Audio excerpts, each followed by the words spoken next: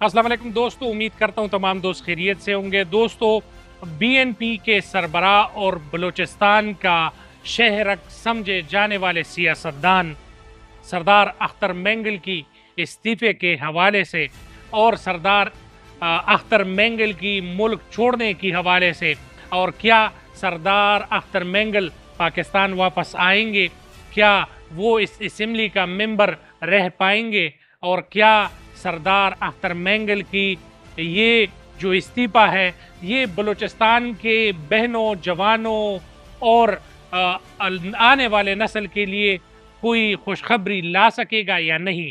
इस पर बात करेंगे। आप हमारे साथ रहिए और चैनल को ज़रूर सब्सक्राइब कीजिए।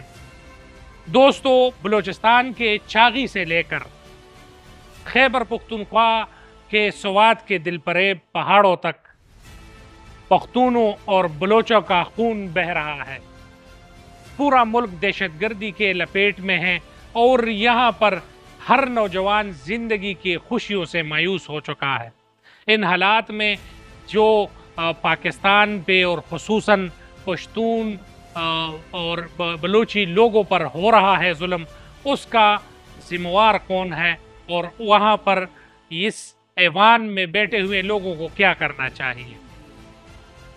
हालात दिन ब दिन खैबर पख्तूनख्वा और बलूचिस्तान में ख़राब हो रही हैं और JY के सरबराह मौलाना फजलुर रहमान साहब ने जो ऐवान में तकरीर की है और उसमें जो इस इलाक़ों के अहवाल बयान की हैं, इसमें कोई शक नहीं कि पाकिस्तान का तराना बलूचिस्तान में गुनगुनाना भी जुर्म समझा जाता है। पाकिस्तान का झंडा कहीं खैबर पख्तूनख्वा और ज़म अज़ला में या बलूचिस्तान के कई इलाकों में लहराना जो है उसको जुर्म समझा जाता है, और ये तमाम तर सिनेरियो तमाम लोगों के सामने है। नौजवान मेरी तरह बेरोज़गार है और अपने बूढ़ी माँ के साथ भी नहीं बैठ सकते। हमारा ये हाल है, ना बिजली है, ना गैस है और ना वहाँ पर अमन है। आप वहाँ पर खौफ के साए मंडलाते हुए देख सकते हैं। मैं खुद कबायली ज़म अज़ला मोहम्मद से ताल्लुक़ रखता हूँ और ये तमाम तर हालात मुझ पे, मेरे घर पे और मेरे अहल वयाल पे गुज़र रहे हैं। आते हैं सरदार अख्तर मेंगल की इस्तीफ़े के हवाले से। सरदार अख्तर मेंगल को ये मालूम है कि अगर मनाहिल बलोच जैसे जवान लड़कियाँ ख़ुदकुशी करे और ख़ुदकश हमला करे, और डॉक्टर महरंग बलोच जैसे पुरअमन औरत जो कि इस्लामाबाद में अपना हक मांगने आई थी और वो अपने सरों पर लाठियाँ खाए, वो मुज़ाकरात करने के लिए बैठ जाए, मगर वहाँ पर इदारे और कानून नाफिज करने वाले लोग उन पर लाठियाँ बरसाए, वहाँ से नौजवानों को गुम करे, तो क्या इन हालात में कौमी असम्बली के मेंबरान हाथ पर दरे के दरे बैठे रहेंगे या अपने बहनों के साथ इस्तीफ़ा देकर इस मुल्क को छोड़ दें? क्योंकि इंसान आता है और अपने हुकूक के लिए असम्बली में आवाज़ उठाता है। जब किसी की हुकूक की आवाज़ कोई ना सुने तो वो वहाँ पर ऐवान में क्या करेगा? सरदार अख्तर मेंगल को क्या ज़रूरत है ऐवान में बैठने की? कोई अगर पैसा कमाने की बात करे तो सरदार अख्तर मेंगल के पास बहुत कुछ है। नाम कमाने की बात करें, सरदार अख्तर मेंगल के पास बहुत कुछ है। आज के खैबर पख्तूनख्वा और बलूचिस्तान के नौजवान सड़कों पर हैं, अपने हुकूक मांग रहे हैं। क्या यहाँ पर इन लोगों को हुकूक मिल रहे हैं?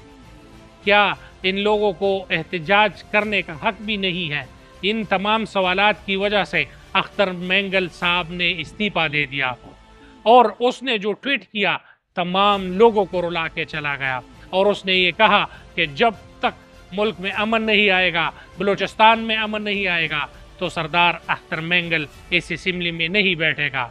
ये तो चलो शुक्र है कि वो दूसरे मुल्क चला गया, पहाड़ों की तरफ रुख नहीं किया, वरना लोग इतने मायूस हो चुके हैं कि वो पहाड़ों की तरफ रुख करें। क्या जो पहाड़ों पे बैठे हुए हैं उनके सीनों में दिल नहीं है? وہ اپنا حقوق نہیں مانگ رہے ہیں، وہ اپنے حقوق کے لیے گئے ہیں۔ اگر ادارے اور قومی سلامتی کے کونسل کے لوگ ان سے بات کریں تو یہی لوگ انشاءاللہ آپ لوگوں کے ساتھ مذاکرات میں بھی ہوں گے، آپ لوگوں کے ساتھ ہنسی خوشی مذاکرات بھی کریں گے اور بات بھی کریں گے۔ تمام دوستوں سے گزارش ہے کہ اختر مینگل صاحب اور اس طرح کے اور لوگوں کو مایوس نہ ہونے دیں اور یہاں کے لوگوں پر رحم کریں۔ پختونخوا، بلوچستان، قبائلی مسئلہ، ان میں دن بدن حالات خرابی کی طرف جا رہے ہیں۔